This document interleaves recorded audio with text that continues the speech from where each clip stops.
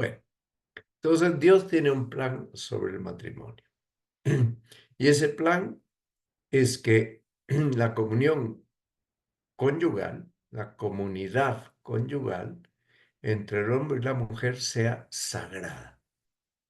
Entonces estamos hablando, son palabras mayores, que sea sagrada. Entonces, ¿qué significa esto? Que como es algo sagrado, tiene una estructura y tiene unas leyes propias que estableció el Creador.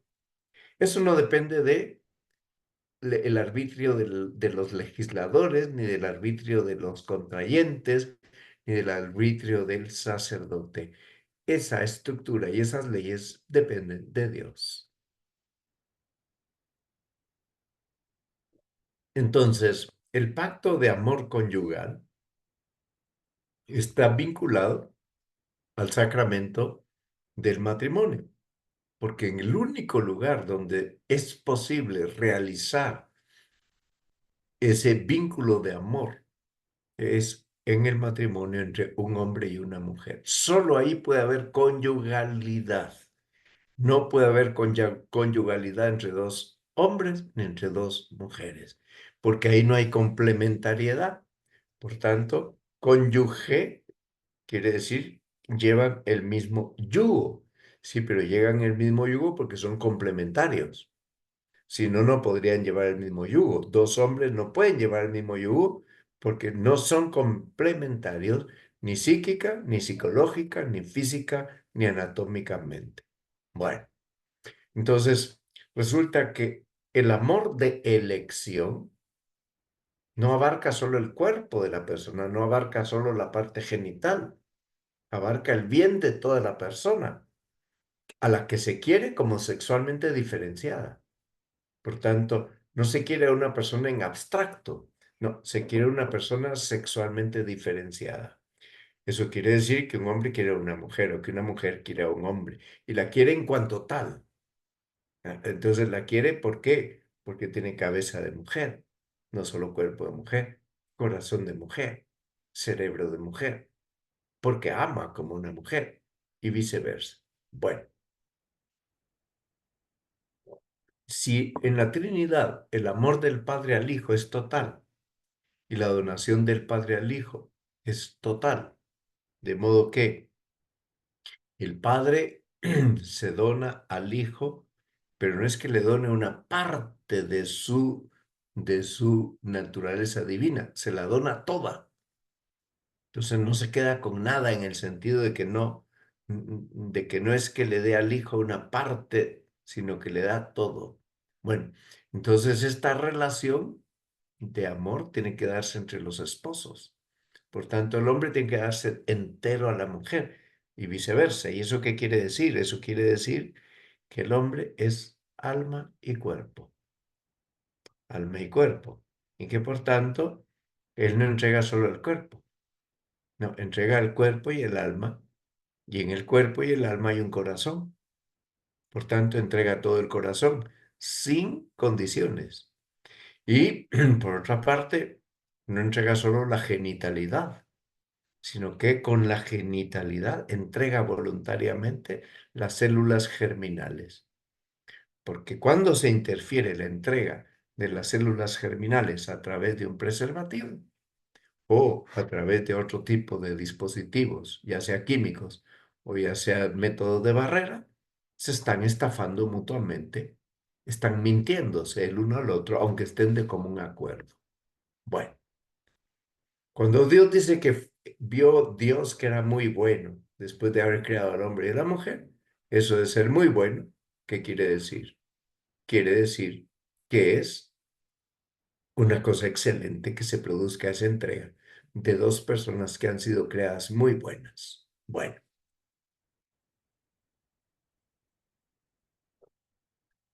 para que ese amor sea fecundo, hace falta que participen los dos. Por tanto, ese amor, su destino es fecundidad. Si uno de los dos se niega a la fecundidad, y es una negativa permanente, no quiere tener hijos, ahí no hay matrimonio. Otra cosa es que Dios no permita que los haya, pero esa es otra historia.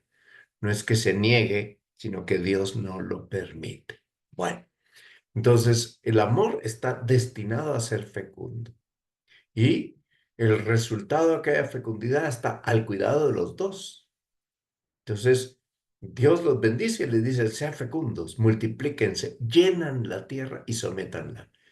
Por tanto, ellos con su fecundidad someten la tierra, pero la someten inteligente y amorosamente. Bueno, entonces, cuando el demonio, con el pecado original, produce esa ruptura entre la criatura y Dios, hace que haya ruptura entre el hombre y la mujer. Y por eso el hombre ya no ve a la mujer como su igual, sino que la ve con codicia. Y como la ve con codicia, entonces está deseando la hora de poseerla. Bueno, esto es un error, ¿verdad? Esto es un desorden. Toda esta ruptura de la comunión original entre el hombre y la mujer, ¿qué resultados tiene en la práctica? Pues que la conciencia moral queda muy debilitada en cuanto a dos puntos que son específicos y exclusivos del matrimonio, unidad e indisolubilidad. Y por tanto se empieza a cuestionar ambas cosas, la unidad, uno con una, y la indisolubilidad para siempre. Entonces el cuestionamiento de esto viene de la debilitación de la conciencia moral. Y por tanto se empieza a plantear que pues, la persona tiene derecho a rehacer su vida si aquella unión primera fracasó. Ese planteamiento es un planteamiento equivocado.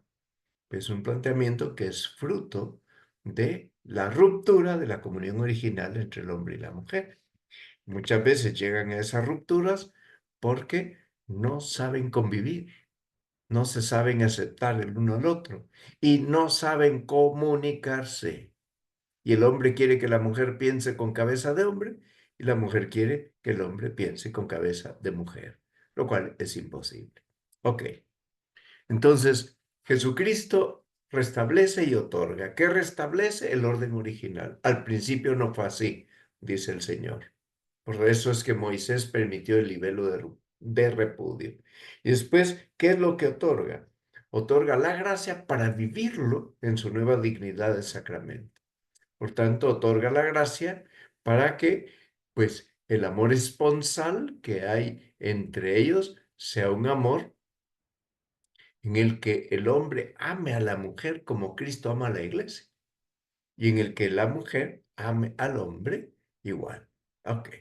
Entonces, nosotros no podemos ni debemos considerar que estamos ante un contrato y que entonces si estamos ante un contrato, pues, pues el contrato se puede rescindir. Tampoco podemos pensar que entonces, pues, la indisolubilidad viene del sacramento, pero que si no hubo sacramento, no hay indisolubilidad. A veces ocurre, porque a veces uno, cuando oye hablar a estas personas, se da cuenta que ninguno de los dos entendía que era de uno con una y para siempre. Eso significa que no vivieron así y que por tanto estamos ante un matrimonio que lleva consigo que ninguno de los dos entendía que era el matrimonio. Y como no entendían que era el matrimonio, no estaban dispuestos a contraer un matrimonio uno e indisoluble. Por tanto, ahí no hubo ni siquiera matrimonio natural que se pudiera sacramentalizar, sino que ahí lo que hay es una unión de hecho, porque ninguno de los dos estaba dispuesto ni a la permanencia hasta la muerte, ni tampoco estaba dispuesto a la unidad. Ok, entonces, ¿qué es lo que añade el sacramento? El sacramento no añade indisolubilidad. La indisolubilidad pertenece al matrimonio como institución natural. Es previa. Lo que hace el sacramento es reforzarla. Por tanto, el aumento de gracia santificante y la gracia sacramental específica que otorga el matrimonio ayudan a que se persevere en la unidad y se persevere en la indisolubilidad. Entonces, ¿por qué decir aumento de gracia santificante? porque se presume, y así está establecido, que los que se casan vayan en gracia de Dios al sacramento. Para administrarse el sacramento del matrimonio el uno al otro, tienen que ir en gracia de Dios. Hay gente que va en pecado grave y no se plantean ni siquiera confesarse, y a lo mejor así comulgan. Bueno, entonces, ¿de dónde nace el matrimonio? Tiene que haber consentimiento. Si no hay consentimiento personal, consentimiento una vez pronunciado es irrevocable. Si no hay consentimiento personal, no puede haber matrimonio. Bueno, entonces, ¿qué es? ¿Cómo se define el consentimiento matrimonial? Es un acto libre, por tanto, es un acto de una voluntad libre, no puede haber coacciones, a través del cual el varón y la mujer se entregan y se aceptan mutuamente en una alianza irrevocable para constituir el matrimonio. Bien, este es la definición del consentimiento matrimonial. Tiene que haber expresar un acto de la voluntad que se expresa verbalmente. Lo expresa primero él y después ella. Y el contenido de ese acto de voluntad tiene que expresar estos términos. Te acepto a ti como mi esposa, a ti fulanita de tal, yo menganito de tal, te acepto a ti como mi esposa, a ti fulanita de tal. Y te acepto, ¿verdad? Y prometo serte fiel en la salud y en la enfermedad, en la juventud y en la vejez, hasta que la muerte nos separe. Esta es la fórmula del consentimiento. Esta fórmula del consentimiento no se puede cambiar por un poema bellísimo que en ese momento se inspiró el novio o la novia, porque si no contiene estos elementos de unidad e irrevocabilidad y de inseparabilidad, pues no hay consentimiento. Bueno, entonces, cuando hablamos de forma eclesiástica de la celebración del sacramento, ¿a qué nos estamos refiriendo? ¿Y qué efectos produce? Primero, nos estamos refiriendo a los matrimonios contraídos ante el obispo o el párroco o un sacerdote o diácono que fue delegado por el párroco o por el obispo. Pero además tiene que haber dos testigos, es lo que la gente llama padrinos. Esta es la forma eclesiástica de la celebración del sacramento. Y esto es lo que manda el Código de Derecho Canónico en el canon 1108, parágrafo 1. Bueno, hay 4 razones para proceder así. Primero, el matrimonio sacramental es un acto litúrgico, no es un acto social, es un acto litúrgico. Y la liturgia es el ejercicio público del sacerdocio de Cristo. Segundo, introduce en el orden de la iglesia, creando derechos y deberes en la iglesia entre los esposos y para con los hijos. Es decir, que a través del matrimonio ellos quedan introducidos como familia en el orden de la iglesia. Y como esposo y esposa adquieren unos derechos y unos deberes dentro de la iglesia como esposos, que es para siempre, y para con los hijos. Tercero, como el matrimonio es un estado de vida en la iglesia, usted es casado o es soltero o es viudo, es un estado. Tiene que existir certeza de que se realizó, y para que haya certeza hace falta 3 testigos. El sacerdote, que es el testigo cualificado, y los 2 testigos elegidos por los contrayentes. Y finalmente, el consentimiento se hace delante de los testigos, por tanto, tiene carácter público. Este carácter público es un modo de proteger el sí que ha sido dado y que está siendo dado. Y ese carácter público ayuda a permanecer fieles. Por tanto, aquí están los efectos de la forma eclesiástica del sacramento. Ok. Las 2 propiedades esenciales del matrimonio, unidad e indisolubilidad, tienen una fuerza especial por el sacramento. Es decir, no están inauguradas por el sacramento, no, ya vienen consigo con el matrimonio natural. Las trae consigo el matrimonio natural.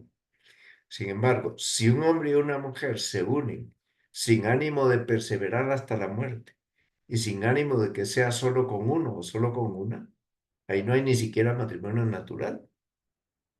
No hay. Y por tanto, eso no se puede sacramentalizar. Ok. Entonces, el marido y la mujer, dice San Mateo en el capítulo 19, versículo sexto, ya no son dos, son una sola carne. Y ese una sola carne lleva consigo también la consumación del matrimonio. Y una sola carne, con mucha frecuencia, trae consigo la aparición de los hijos. A veces no, porque a veces el matrimonio se consuma y sin embargo Dios no permitió que hubiera hijos de aquella consumación. Ok. Entonces, esta consumación natural del matrimonio exige entrega de personas, no de cuerpos. Porque si solo se entrega el cuerpo, pero no se entrega la persona, que es cuerpo y alma, aquello está incompleto. Entonces, es mutua entrega de dos personas. Y esta mutua entrega y el bien de los hijos tienen dos exigencias: plena fidelidad conyugal e indisoluble unidad. Si no hubiera plena fidelidad conyugal, perdón, si no hubiera íntima unión y mutua entrega, ¿quién le da seguridad de que va a haber plena fidelidad conyugal? ¿Quién le da seguridad de que esa unidad va a ser indisoluble? A saber de quién es este hijo, si de esta o de la otra, del amante o de la otra amante, o del amante o del otro amante. Entonces, en eso tiene que haber certeza total de ambas partes. Ok. Entonces, los esposos cristianos manifiestan el misterio de la unidad de Cristo y de la fecundidad del amor entre Cristo y la iglesia. Eso es lo que manifiestan. Participan de ese misterio. ¿Ok? Y manifiestan que la indisolubilidad ahora tiene un sentido nuevo, un sentido más profundo, porque no es una indisolubilidad, dijéramos, en sentido simplemente terreno. Es que es una indisolubilidad que tiene repercusiones eternas. El marido seguirá siendo esposo de la esposa también en la eternidad. Lo que ahí no habrá es nuevas nupcias. Por eso dice el Señor en el Evangelio que en el cielo nadie se va a casar. Sí, pero los que estaban casados entraron casados. Bueno, y luego se acrecienta la solidez original del vínculo conyugal, porque participan del misterio de la unidad y del fecundo amor entre Cristo y la iglesia. Ok. El divorcio ofende gravemente a la ley natural. ¿Por qué? Porque pretende romper el contrato. El contrato, ese mutuo acuerdo, esa alianza de amor que fue aceptada libremente por los esposos de vivir juntos hasta la muerte. Eso es lo que pretende romper el divorcio. Y luego porque atenta contra la alianza de salvación, porque el matrimonio es un signo de la alianza nueva y eterna que ha hecho Cristo con nosotros, la Santísima Trinidad, a través de la muerte de Cristo.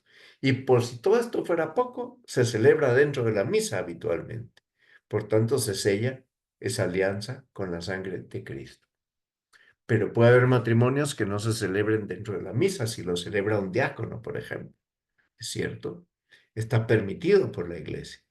Y a veces no hay un sacerdote que pueda bendecir ese matrimonio, pero sí hay un diácono que puede presidir y presenciar el sacramento solemne que se otorgan él a ella y ella a él. Bueno, hay gente que vive en adulterio público y permanente. ¿Y quiénes son ellos? Por un lado, los casados, divorciados, vueltos a unir, ¿verdad? Sí, las leyes civiles permiten eso, porque las leyes civiles tienen una visión bastante equivocada de lo que es el matrimonio. Lo ven como algo provisional, como algo temporal, como algo que se puede rehacer, porque las leyes civiles no creen en la indisolubilidad y creen que el hombre no es capaz de tomar una decisión para toda la vida. Bien, entonces, ¿qué pasa con el cónyuge que se casó de nuevo y que está en una situación de adulterio público y permanente? Pues tiene que enmendarse. Hay varias formas de enmendarlo. O se separan, porque se pueden separar, pero a veces no pueden separarse porque hay niños pequeños. Y a veces no pueden separarse porque ya están muy ancianos y dependen el uno del otro. ¿Ok? Entonces, esos casos tienen otra forma de resolverse y que no se pueden separar porque hay niños pequeños que necesitan papá y mamá. ¿Ok? De acuerdo. Muy bien, no lo vamos a forzar, pero tengamos en cuenta que si ellos anhelan recibir la comunión y anhelan confesarse, solo lo podrán hacer si están dispuestos a vivir como hermano y hermana. Y ese estar dispuestos a vivir como hermano y hermana es algo, una conclusión a lo que ellos llegan, que lleva consigo separación del lecho, pero no del techo. A veces no se pueden separar del mismo techo, pero sí se pueden separar del mismo lecho. Entonces tendrán que dormir en cuartos separados. Pues sí, ¿verdad? Porque tienen tantos deseos de confesarse y de recibir la comunión que comprenden que sin la comunión y la confesión no van a poder. Entonces, mejor que vayan a comulgar a una iglesia donde nadie los conoce y los puede confesar el sacerdote, pero no tienen, para evitar que den escándalo entre la gente que sí sabe que no son esposos, mejor que se van a comulgar a una iglesia donde nadie los conoce. Ok. Por eso dije, se les puede confesar si se les puede dar la comunión, siempre que estén arrepentidos y que estén sinceramente dispuestos a llevar una forma de vida que no contradice la indisolubilidad matrimonial. Solo a ellos se les puede dar la confesión y la comunión. Ok. Entonces, vamos a ver. El cultivo verdadero del amor conyugal y el estilo de vida propio del amor conyugal exige no posponer los otros fines del matrimonio. ¿Y eso qué quiere decir? No posponer los otros fines del matrimonio. Bueno, quiere decir que antes son esposos que padres, y por tanto, ni él ni ella, ¿m? Por la atención de los hijos, pueden dejar de ser esposos o pueden hacer a un lado sus obligaciones de esposos. Entonces, lo que les toca a ellos es cuidarse entre ellos, estar dispuestos con fortaleza de ánimo a cooperar con el amor creador, el amor del creador y del salvador, que hace que por ellos aumente la prole, la propia familia cada día más. Bueno, muy bien. Entonces, o se trasciende o se sucumbe. ¿Ya? El verdadero amor mutuo trasciende la comunidad de marido y mujer. ¿Eso qué quiere decir? Que hay hijos, que no se niegan a tener hijos. Cosa muy buena, que no se nieguen a tener hijos. El egoísmo, ¿qué es lo que hace? Lleva a sucumbir, porque rebaja el amor conyugal y trascendente a una pura satisfacción de los instintos. Y eso lleva consigo la destrucción de la relación que une a padres e hijos. Entonces, fíjense lo que dice Chesterton. Dice, insisten en hablar de control de natalidad cuando en realidad quieren decir menos natalidad y ningún control. Es decir, vamos a ir a lo artificial y por tanto, si vamos a ir a lo artificial, lo que queremos es que no haya hijos y no tenemos por qué atenernos a ningún control, con lo cual vamos a vivir en un desorden total, ¿verdad? Desorden, sexo cualquier día, cualquier hora. Ok, muy bien. Entonces, motivos para espaciar los nacimientos. Puede haber faltas de salud física o psíquica. Puede haber circunstancias psicológicas. Puede haber circunstancias económicas muy graves, muy difíciles, que aconsejen no tener otro hijo durante un tiempo o definitivamente. O puede haber circunstancias de falta de espacio en la casa y no conviene que los hijos vivan en promiscuidad con sus padres. Estos son motivos graves para espaciar nacimientos a través de los métodos naturales. Bueno,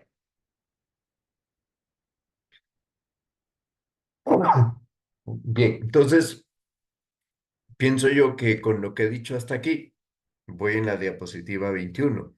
Si quieren, puedo acabar la clase porque nos faltan 9 diapositivas. Si no tienen inconvenientes, seguiré, a no ser que quieran hacer preguntas y seguiría la próxima semana. Díganme ustedes qué prefieren.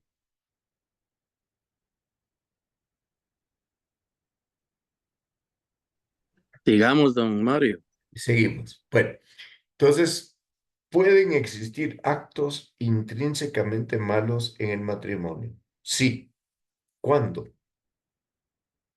Cuando ya sea porque prevén que va a haber un acto conyugal, o ya sea porque lo están realizando, o ya sea porque o ya se produjo el acto conyugal y entonces lo que se hace es atacar el desarrollo de sus consecuencias naturales, entonces se toman medidas que van dirigidas a hacer imposible la procreación, a hacer imposible que si hubo procreación, la criatura llegue al útero, a ser imposible y por tanto introducen un una píldora del día después. Por tanto, esa píldora quiere decir que si hubo embarazo, si hubo fecundación, ¿m? La bomba química que se ha metido esa mujer en la boca va a destruir a esa criatura.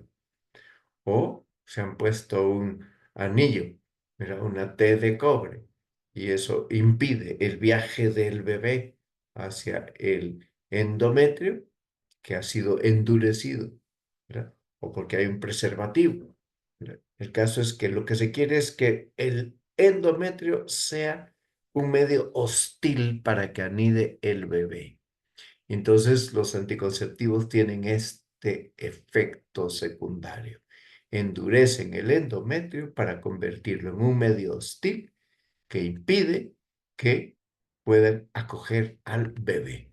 Bueno, entonces, hay actos conyugales realizados en los periodos infecundos y hay actos conyugales realizados con medios anticonceptivos. Son dos cosas radicalmente distintas. Los actos conyugales realizados en los periodos infecundos naturalmente son infecundos. Alguno podría ocurrir que sea fecundo, sí, pero habitualmente no lo son.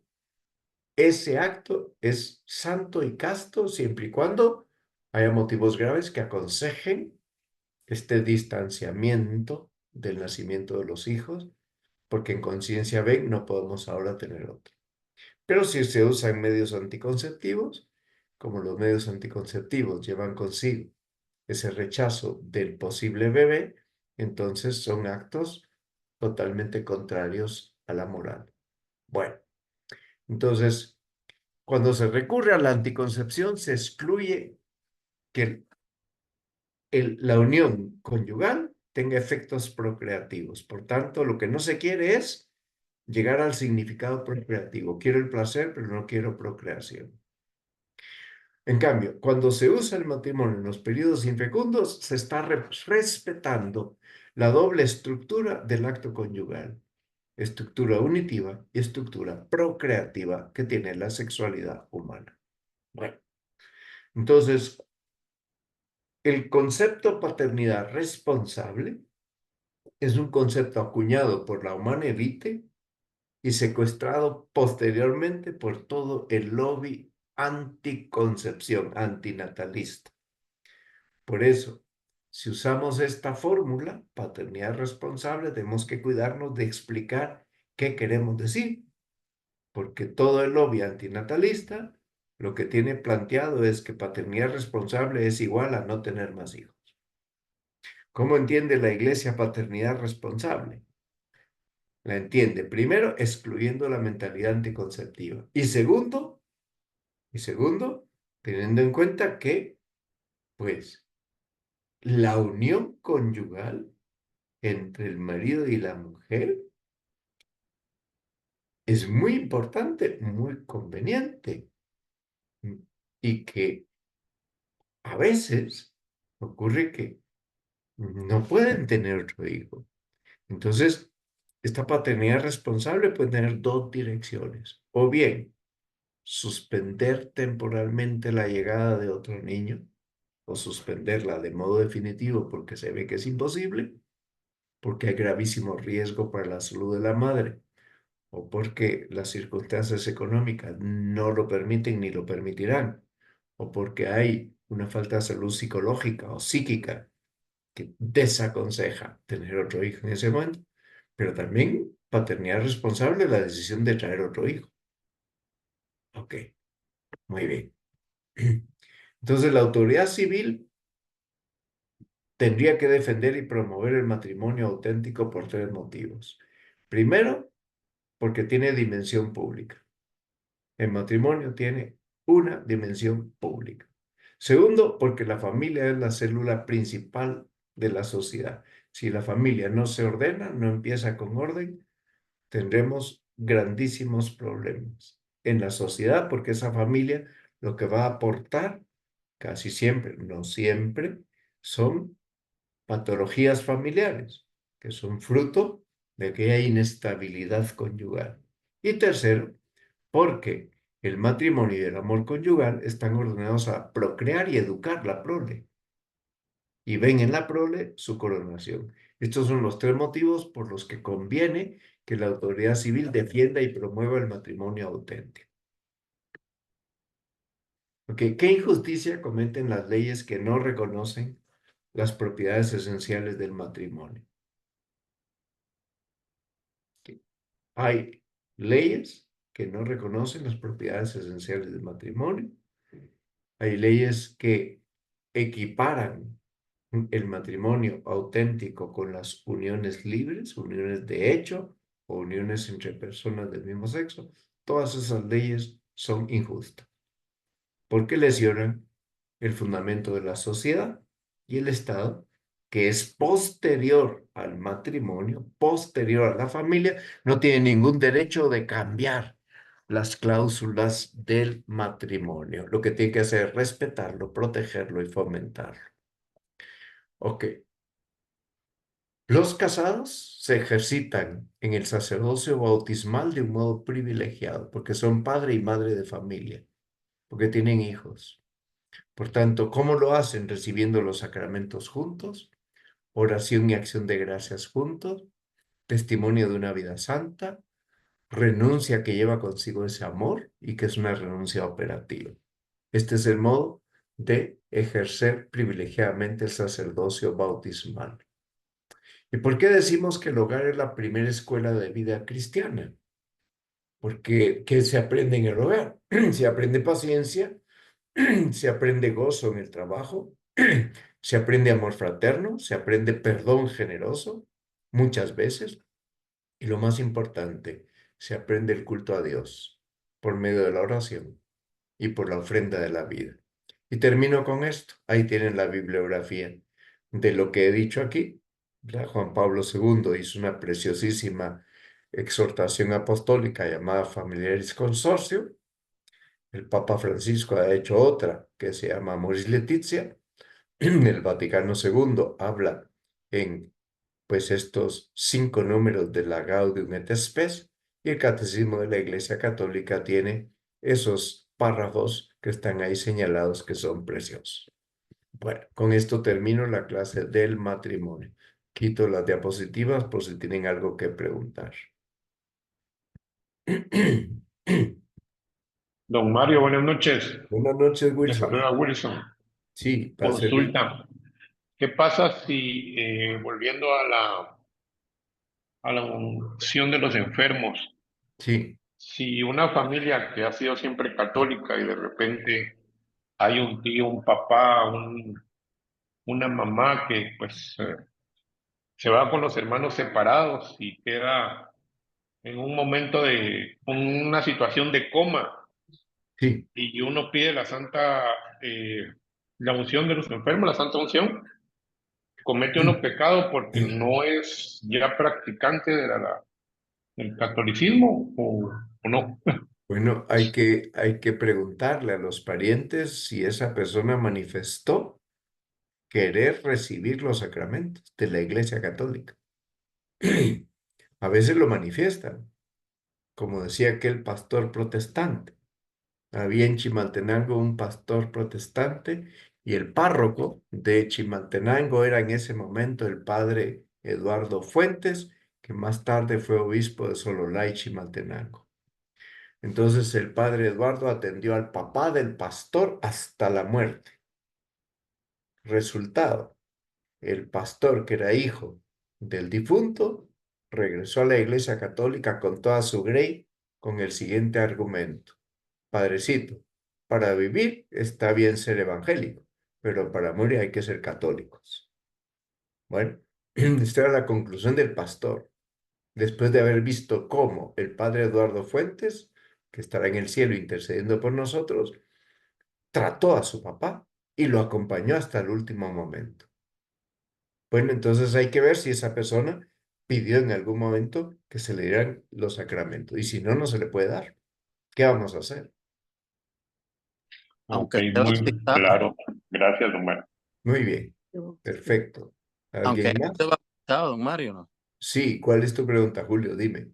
Aunque haya sido bautizado católico Católico. en Sí, coma. sí. Bueno, Ok. es que hay personas. Un día me tocó atender a una persona católica de nacimiento que abandonó la iglesia, se hizo evangélica y cuando yo le propuse, estaba muy grave y de hecho se murió. Quiere que le dé la unción de enfermos, quiere confesarse. Me dijo, no se le olvide que yo me hice evangélico. Entonces no quería, no se la podía dar, aunque haya nacido católica.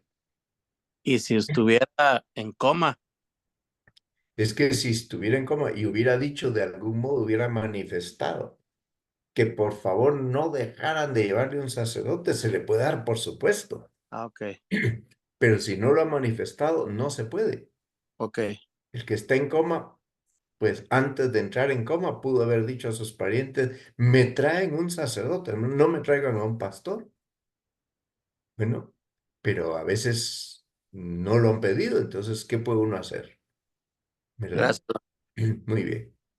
Es muy doloroso eso.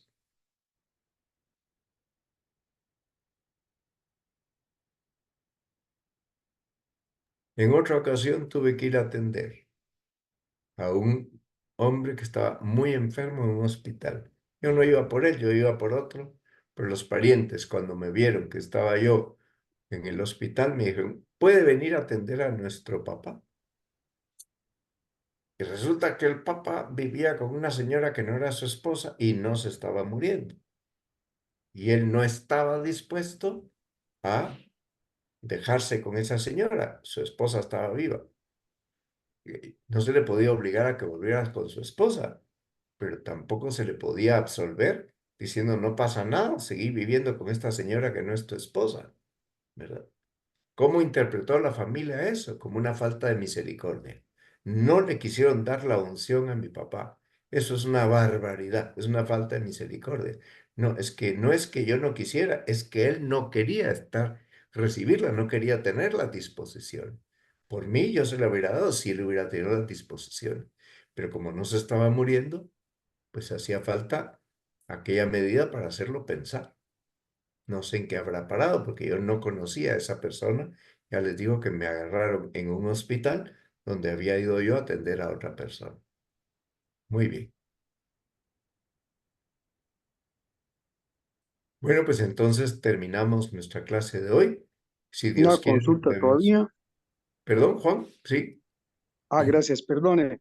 Mire, ya veo que hemos pasado el tiempo normal, pero yo no me quería quedar con una duda que está fuera de lugar de todo, Sí, pero eh, yo quisiera saber un poquito más sobre condiciones psicológicas para sí. eh, tener un noviazgo y contraer matrimonio. Tal vez no en mi caso, porque ya tengo 78 años y ya me han dicho que pues tal vez ya no es conveniente casarme o Claro, algún comentario, don Mario. claro.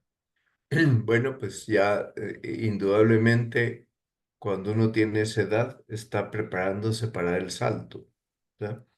Condiciones psicológicas para poder contraer matrimonio y tener un noviazgo, pues hace falta un discernir, ¿verdad? Hacerse cargo de las cargas y deberes que trae consigo el matrimonio.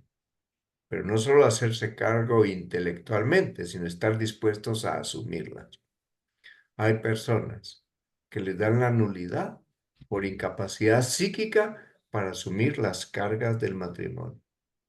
Hay personas que les dan la nulidad por la inmadurez con que contrajeron aquel matrimonio. No estaban en condiciones de casarse. Yo he tenido que decirle a gente que me buscan para el matrimonio, miren, espérense, dense un tiempo, un año, piensen lo mejor. Pero es que a veces cuando llegan con el sacerdote, ya llegan con el hotel contratado, ¿verdad? Y no, ellos piensan que solo van a cumplir un requisito. Sí, pero si están inmaduros para contraer matrimonio, yo no bendigo ese matrimonio. Se pueden ir a buscar a otro sacerdote que tal vez no les haga ese planteamiento, sí, pero lo que va a ocurrir es que tal vez aquel sacerdote pues, le escondieron lo que a mí no me escondieron, mira, y a lo mejor el sacerdote les va a bendecir su matrimonio, pero aquello casi siempre va a fracasar. ¿Por qué? Porque le faltaba madurez. Por eso, cuando hay un embarazo de por medio, es mejor que no se casen todavía, que se espere, que vivan cada uno con su familia y que después de que nazca el niño se lo piensen bien si realmente se querían el uno al otro para toda la vida y no se iban a casar solo por resolver el problema social de la fama, ¿verdad? Un embarazo antes del matrimonio. Muy bien. Si no te aclaré, me dices, Juan. Sí, don Mario, está bastante claro. Yo tengo un montón de dudas y preguntas, pero tendrá que ser en terreno personal con alguien, ¿verdad? Eh, Perfecto, de sí, acuerdo. de todos modos le agradezco mucho lo que dijo, le agradezco muchísimo la charla sobre el matrimonio y sobre la unción de los enfermos. Muy Yo bien. estoy bastante chueco, entonces quiero volver a que me den la unción de los enfermos. Ya me la dieron en Nuestra Señora de la Paz. Voy a Sí, probar otra vez. Muchas gracias. muy bien. Pues aquí rezamos todos por ti para que te recuperes cuanto antes. Gracias, don Mario. Dios te salve María, llena eres de gracia, el Señor es contigo. Bendita tú eres entre todas las mujeres y bendito es el fruto de tu vientre, Jesús. Santa María, María, Madre de Madre Dios, de Dios, ruega ruega por por nosotros nosotros los los pecadores, pecadores, ahora y en la ahora hora y en de nuestra nuestra muerte. muerte. Amén. Amén. Gloria al Padre y al Hijo y al Espíritu Santo. Como en el principio, ahora y Siempre siempre, por los los siglos de siglos los de los siglos. siglos. Amén. Amén. San Gabriel, Ruega por Ruega Por por nosotros. nosotros, nosotros. San Pablo, Ruega por ruega nosotros. por nosotros. que descansen. Buenas noches a todos. Igualmente.